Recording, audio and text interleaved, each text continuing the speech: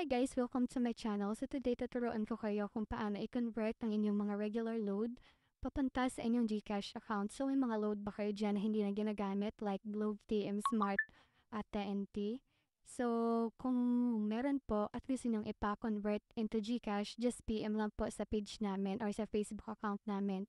And nag-accept din po kami ng mga very unverified GCash. Kung may mga pera po kayo sa unverified GCash na gusto nyong i-cash out, so PM nyo lang kami at kami na pong bahala mag-transfer sa inyong mga verified GCash.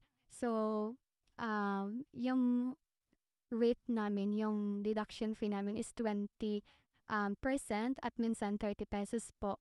So like for example, nagpa-trade kayo ng 100 loads, so i-convert natin yan sa GCash 70 pesos. Kapag 1K naman is 970. So, just PM lang guys sa aming Facebook account. So, ito po yung Facebook account namin, Sam Traders. So, ilalagay namin sa comment section at sa description ng video na to ang link para direct na kayo makapag-message para hindi kayo ma-scam. So, nandito na rin po yung mga proof namin.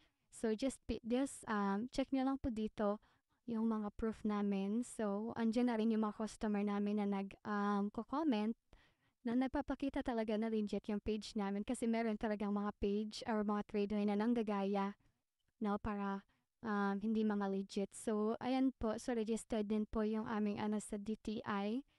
So, ayun na po bahala dyan check. So, just PM lang guys kasi always naman kami open. So, anytime makapag-reply kami sa inyo. So, yung Globe pala at TM. So, starting July 16, hindi na po kami nag-accept yan. Kasi, hindi na nag-accept ng code sa Code Shop, no? And syempre, nag-accept din po kami ng mga load, yung mga load card niyo dyan.